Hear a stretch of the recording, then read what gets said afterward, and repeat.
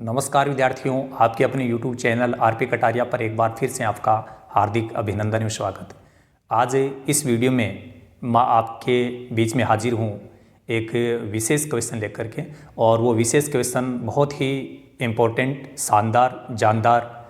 आप लोग देखेंगे कि ऐसा प्रश्न है कि उसमें अधिकांश स्टूडेंट है वो लगभग मिस्टेक करते रहते हैं, और मेरा प्रयास ये है कि इस टाइप का प्रश्न जब कभी भी किसी भी स्टूडेंट के सामने आए तो वो निश्चिंत होकर के उस प्रश्न को कम से कम समय में उसको हल कर पाए। अभी तक जिन व्यूवर्स ने हमारे चैनल को सब्सक्राइब नहीं किया है वो हमारे चैनल को सब्सक्राइब ज़रूर कर लें, ताकि आने वाली जो वीडियोज़ हैं वो सबसे पहले आप तक पहुंच पाए। साथ ही वीडियो के लिए लाइक कमेंट ज़रूर कीजिएगा, और यदि वीडियो आपको अच्छा लगे तो शेयर ज़रूर कीजिए। चलिए प्रश्न की ओर हम बढ़ते हैं। प्रश्न जस्ट आपके सामने लिखा हुआ है, निम्न बंटन का माध्यक ज्ञात कीजिए। तो माध्यक ज्ञात करने के लिए हमने 5-7 क्वेश्चन है इससे पहले वाली वीडियोज़ में हमने कंप्लीट किए हैं। तो माध्यक ज्ञात करना कोई नई बात नहीं है, लेकिन हम लोगों को ये जो डाटा दिए गए हैं वो एक अलग टाइप के हैं। जैसा आप टेबल में देख रहे हैं कि यहाँ लिखा हुआ है 140 से कम, 145 से कम, 150 से कम, से कम से कम से कम, ऐसा आ रहा है। तो ये से कम वाला क्या लफड़ा है? आपको याद होगा कि यदि टेबल आपको दी गई है और माध्यक ज्ञात करना है तो उस टेबल में आपके पास में यहाँ पर वर्ग होने जरूरी थे। वर्ग का मतलब 0 से 10, 10 से 20, 20 से 30, इस टाइप की संख्याएं होनी जरूरी थी, जिनके बीच में एक जैसा गैप हो, वो संख्याएं कंटिन्यू हो, तो ऐसे वर्ग होने जरूरी थी। तो यहाँ वर्ग नहीं है हमारे पास। तो पहले हमें प्रश्न को हल करने के लिए वर्ग बनाना होगा। अब ये टेबल हम स्टार्ट कर रहे हैं यहाँ पर। तो ये से कम से कम से कम से अपन किस प्रकार से वर्ग बने, देखिए यहाँ जो संख्याएं लिखी हुई है 140, 145, 150, लगातार दो संख्याओं के बीच में जो अंतर है वो कितने का आ रहा है, कितने का डिफरेंस है वो चेक कर लो। 140 और 145 के बीच में 5 का ही डिफरेंस है। आगे देखोगे तो भी आपको 5-5 का डिफरेंस मिलेगा। तो हमें से कम बोल रहा है तो इस पहले वाली संख्या में से 5 कम कर दो और वहाँ से स्टार्ट कर दो। तो 140 से 5 कम करेंगे तो ये आएगा 135। अब कोई दिक्कत नहीं है, ये 135 से 140 हो गया, क्योंकि यहाँ 5-5 का अंतर चल रहा था। तो हमने यहाँ इस संख्या में 5 कम करके, घटा करके वहाँ से स्टार्ट कर दिया। अब यहाँ देखो 5-5 का अंतर चल रहा है, तो 5-5 का अंतर चलता जाएगा। ये वर्ग जहाँ समाप्त हो रहा है वहीं से स्टार्ट हो जाएगा 140 से 145। अब ये 145 पे समाप्त हो रहा है तो ये 145 पे स्टार्ट हो जाएगा 150। 5-5 का अंतर चेक करना है। 150 है, वहाँ से 155, 155 से 160। अब इसने देखो यहाँ अपने को ये कहा है कि 160 से कम, तो लास्ट में हमारे पास में संख्या है वो 160 ही होनी चाहिए, उससे आगे अपने को नहीं जाना है। ठीक है। अब नंबर 2 बात ये है कि यहाँ ये जो संख्याएं दी गई हैं 4, 11, 29, 40 और 46, ये क्या है? लगभग स्टूडेंट के माइंड में ये आता है कि टेबल में यहाँ पर जो संख्याएं दी जाती हैं वो बारंबारताएं होती हैं। ये मैं भी कह रहा हूँ कि बारंबारताएं होती तो है, लेकिन हमेशा नहीं होती। ये बात समझने की है। जब आपकी टेबल में पहले से वर्ग है, जैसे मान लीजिए 0 से 20, 20 से 40, 40 से 60, ऐसे वर्ग हैं, तो वर्ग देने के बाद में यहाँ पर जो संख्याएं लिखी जाती है वो बारंबारता होती है। परंतु यदि आपकी टेबल में से कम से कम से कम ऐसा आ रहा है तो ये बारंबारता नहीं है, ये क्या है? संचयी बारंबारता। और आपको याद होगा कि माध्यक ज्ञात करने के लिए अपनी जो टेबल हुआ करती है उस टेबल में हम तीसरा जो कॉलम बनाते हैं वो किसका बनाते थे? संचयी बारंबारता का। तीसरा कॉलम संचयी बारंबारता का हम बनाते थे। बारंबारताएं हमारे पास में हुआ करती थी, तो बारंबारताओं से संचयी बारंबारता हम बनाते थे। लेकिन से कम वाली टेबल में यहाँ नीचे जो संख्याएं दी गई है वो पहले से ही क्या है? संचयी बारंबारता। तो इनको पहले लिखो, ये सब संचयी बारंबारता है। 4, 11, फिर ये है 29, इसके बाद 40, इसके बाद 46। अब हमारे पास में एक चीज़ की कमी है, और वो क्या है, वो आप देख रहे हैं कि बीच वाला जो कॉलम होता है बारंबारता का, वो हमारे पास में नहीं है। बाकी के प्रश्नों में क्या हुआ करता था, बारंबारता हमारे पास में हुआ करती थी, दी जाती थी, और संचयी बारंबारता हम बनाते थे। अब संचयी बारंबारता दे दी गई है, बारंबारता आपको बनानी है। कैसे बनेगी? इस पहली वाली संख्या को ऐसा कैसा नोट करना है। अब यहां क्या लिखना है ये समझना है। इसके सामने जो भी संख्या आ रही है, उस संख्या में से ऊपर वाली संख्या घटानी है। ध्यान से समझ लो, यहां क्या लिखना है, इसके सामने 11 है, तो इस 11 में से ऊपर वाली संख्या घटानी है। तो 11 में से 4 जाएगा तो यहां 7 आएगा। अब यहां लिखेंगे तो ये जो सामने 29 है, इसमें से ये ऊपर वाली संख्या घट जाएगी। तो 29 में से यदि अपन 11 घटाएंगे तो कितना जाएगा अपने पास में? 18। ठीक है। ऐसे ही यहां लिखेंगे तो इसके सामने 40 है, तो 40 में से ये 29 घटाया जाएगा, कितना आएगा? 11। फिर यहां लिखेंगे तो 46 आ रहा है इसके सामने, 46 में से कौन घट जाएगा? 40, तो ये बच जाएगा 6। एक बार दोबारा बता दूं, संचयी बारंबारता से बारंबारता कैसे बनाते हैं। पहली वाली संख्या को ऐसा कैसा, फिर यहां क्या लिखना है, इसके सामने जो भी संख्या आ रही उसमें से ये ऊपर वाली संख्या घटेगी, तो 11 में से 4 घटाने पर 7 आएगा। फिर यहाँ 18 कैसे आया, इस 29 में से 11 घटाया तब 18 आ गया। यहाँ 11 कैसे आया, 40 में से 29 घटाया तो 11 आ गया। यहाँ 6 कैसे आया, 46 में से ये 40 घटा दिया, 6 आ गया। एक बार इनको आप जोड़ करके चेक करो कितना आ रहा है। 4 7 11, 11 और 8 19, 19 और 1 20, 20 और 6 26, 26 का 6 हासिल 2, 2 यहाँ जोड़ दो 3, 3 और 1 4। आप सब जानते हैं कि बारंबारताओं का योग जो होता है वो n के बराबर में लिखा जाता है। किसके बराबर में? n के बराबर में, कैपिटल N। कब? जब आपको माध्यक ज्ञात करना है। ठीक है। अब आपकी टेबल ठीक है या नहीं है, पता चल गया ना कि बारंबारताओं का जो योग होता है वो योग और संचयी बारंबारता की लास्ट वाली वैल्यू दोनों बराबर होनी चाहिए, एक जैसी होनी चाहिए। यहाँ 46 आ रहा है तो यहाँ लास्ट वाली संख्या 46 ही होनी चाहिए, बिल्कुल 46 है। इसका मतलब आपकी टेबल राइट है, कोई प्रॉब्लम नहीं है। अब यहाँ हम लोग एक सेंटेंस स्टार्ट करते हैं n/2 से, जैसा आपको पहले ध्यान है, बाकी काम सेम है। यहाँ एक नया काम क्या था कि से कम से अपने को जो आवश्यकता है वो टेबल कैसे बनाए। तो अपने को जिसकी आवश्यकता थी, हमें वर्ग की आवश्यकता थी, हमें बारंबारताओं की आवश्यकता थी, संचयी बारंबारता हमें दी गई थी। तो ये टेबल बनाने का काम है, ये एक नया काम है। ठीक है। बाकी का काम बिल्कुल पहले जैसा ही है। n/2, n का मान 46 आ रहा है तो यहाँ लिखेंगे 46/2।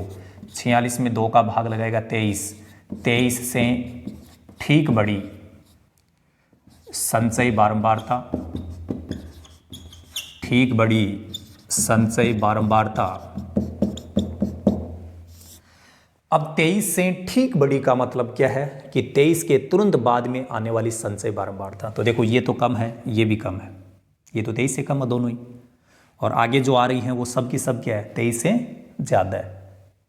लेकिन इनमें सबसे पहले कौन आ रही है, वो है ठीक बड़ी संचयी बारंबारता।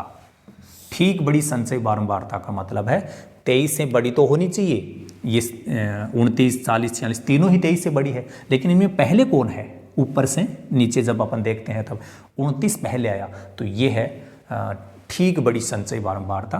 तो यहाँ लिखेंगे 29 के सामने का वर्ग, के सामने का वर्ग।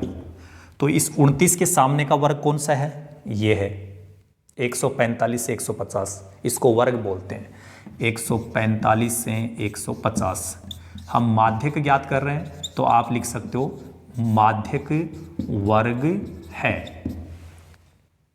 इसके बाद आपको मैं ये बता दूं, 23 से ठीक बड़ी संचयी बारंबारता जो मैंने 29 लिखी है, ये किस काम के लिए लिखी है?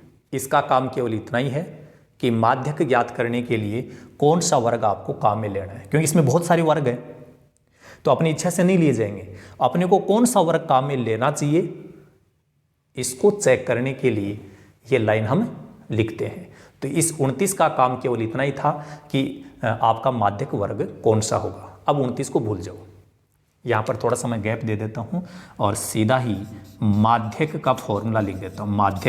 माध्यक का फॉर्मूला आप सब जानते हैं, स्मॉल एल है प्लस के जस्ट सामने बटे का चिन्ह आएगा, यहाँ लिखेंगे n/2 माइनस CF बटे F और ब्रैकेट के बाहर गुणा में H।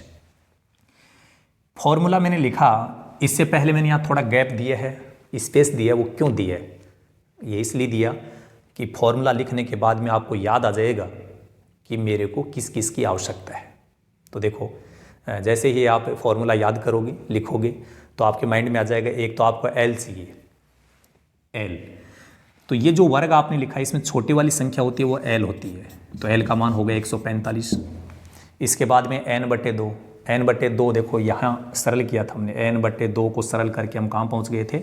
इस 23 पे। तो अपन इसी 23 को ही काम में ले लेंगे n/2 की जगह, हो गया n/2। तो CF बताने से पहले एक काम करना है कि आपका जो वर्ग आया है उस वर्ग की पूरी पंक्ति को एक ऐसे बॉक्स में बंद कर देना। बॉक्स में बंद इसलिए कर रहा हूँ ताकि आप लोगों से मिस्टेक नहीं हो।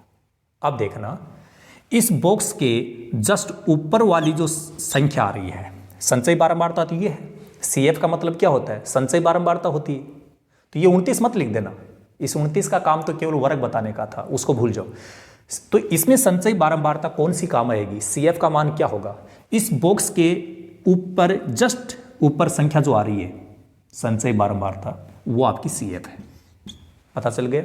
CF का मान कितना है? CF का मान है 11 बटे में F का मतलब बारंबारता। तो इस बॉक्स के अंदर जो बारंबारता आ रही है वो F है, तो F का मान हो गया कितना? 18 इंटू H होता है इन वर्ग के बीच में अंतर कितने का चल रहा है। तो अंतर तो सब जगह कितने का चल रहा है? 5 का। तो H का मान हो गया 5। इसके बाद में फॉर्मूले में अपन वैल्यू रखेंगे और इस प्रश्न को आगे बढ़ाएंगे। तब तक आप लोग एक आवश्यक सूचना जरूर सुने कि माध्यक से रिलेटेड ये मेरा अंतिम वीडियो है और मैंने 8 प्रश्नों के माध्यम से और 4 वीडियोज़ के माध्यम से पूरे के पूरे माध्यक को समेट दिया है। और जिस भी व्यूवर्स ने उन चारों वीडियोज़ को देखा जिसमें ये वीडियो भी शामिल है, उसको कभी भी माध्यक से रिलेटेड पर्सन में प्रॉब्लम नहीं आएगी। ये बिल्कुल क्लियर बात है। और उसके बाद में आगे हम बात करेंगे, लेकिन उससे पहले इस प्रश्न को आगे बढ़ाते हैं। चलिए आगे बढ़ते हैं। माध्यक अब आसानी से ज्ञात होगा क्योंकि हमारे पास में सब कुछ है। केवल यहाँ से स्टार्ट कीजिए कि आपको क्या क्या चाहिए। एक तो देखो L का मान, L यहाँ लिखा हुआ है 145 प्लस के जस्ट सामने बटे का चिन्ह है। n/2 को सरल करके अपन यहाँ पहुँच गए थे, तो n/2 का मान ये हो गया 23 CF का मान ये रहा 11 बटे F का मान वहाँ से देखो 18 गुणा ये 5 गुणा 5 का मतलब है H का मान 5 है। अब वहाँ कोई देखने की ज़रूरत नहीं है, यहाँ आप आराम से देखते जाओ, हल करते जाओ। तो 145 प्लस 23 में से जब 11 घटाएंगे तो कितना बचेगा? 12। कितना बचेगा? 12 बचेगा। 12 बटे 18 गुणा 5। यहाँ ये जो नीचे संख्या लिखी गई है 18, इसको आप 12 से काट सकते हो यदि कटता है तो। इसको आप यहाँ पर भी काट सकते हो यदि कटता है तो। नहीं कटे तो ज़बरदस्ती मत नहीं करनी है। ऐसा नहीं कि कटे नहीं तो भी काट दो, नहीं तो हम कट जाएंगे। तो आपको पता है 6 के पाड़े में 18 आता है 3 बार बोलने पर, 6 के पाड़े में ये आता है 2 बार बोलने पर, कट गया। अब यहाँ जो भी संख्या बची हुई है वो यहाँ इस संख्या से गुणा हो जाएगी। तो देखो आगे क्या लिखा जाएगा? 145 प्लस 2 को 5 से गुणा करेंगे, ये हो गया 10 बटे 3 और अब आपका फाइनल रिजल्ट है, बिल्कुल नज़दीक है। 10 में केवल 3 का भाग लगाना है। 10 में 3 का भाग लगा दो, 3 बार भाग जाएगा। आगे अंक नहीं है तो यहाँ दशमलव उतार दिया, फिर 3 का भाग 3 बार, फिर यदि भाग लगाएं तो 3 बार भाग जाएगा। तो आप देख रहे हैं कि यहाँ 3 बार भाग जाएगा, तो दशमलव के बाद में हम 2 अंकों तक ये भाग लगा लेंगे और लिख देंगे इसको 3.33। दशमलव से पहले जो संख्या आ रही है उसको इसके साथ जोड़ दो और दशमलव के आगे जो है उसको ऐसा कैसा लिख दो। 3 इसमें जुड़ जाएगा तो ये हो जाएगा 148 और आगे पॉइंट के आगे लिखा हुआ 3, तो आप भी पॉइंट लिख करके 3 लिख दो और ये आपका हो गया माध्यक। तो प्यारे विद्यार्थियों, हमने आपको बताया कि से कम वाली जो टेबल है उस टेबल से माध्यक कैसे ज्ञात किया जाता है। और इस वीडियो में अपन केवल और केवल इसी शानदार, जानदार और बेहतरीन पर्सन के बारे में ही मैंने बात की। इम्पोर्टेंट भी है एग्ज़ाम के लिए, इसलिए आप इस वीडियो को स्टार्ट से लेकर के एंड तक देखें तो आपको ये बिल्कुल क्लियरली समझ में आ जाएगा। और इस वीडियो में हम केवल इसी पर्सन के बारे में बात करेंगे क्योंकि हमने 8 पर्सनों का एक डोज बनाया था 4 वीडियो के माध्यम से। ये चौथा वीडियो है माध्यक का। अभी तक हमारे पिछले वीडियो जिस व्यूअर्स ने नहीं देखे हैं वो ज़रूर देखें ताकि माध्यक आपको बिल्कुल क्लियरली अच्छे से समझ में आ जाए। और नेक्स्ट वीडियो में मैं आपके बीच में एक बार फिर से हाजिर रहूँगा बहुलक वाले प्रश्नों को लेकर के, और एक ही वीडियो में केवल 3 प्रश्न आप लोगों को मैं बताऊँगा बहुलक, और 3 प्रश्नों से बहुलक का काम तमाम होगा और आप लोग आगे बढ़ेंगे। बहुलक में आपको बहुत ही बेहतरीन तरीके से बताने वाला हूं। अगले वीडियो के लिए अपन जल्द ही आपके बीच में हाजिर होंगे। इस वीडियो में केवल इतना ही। So thank you so much, all the best, be positive always.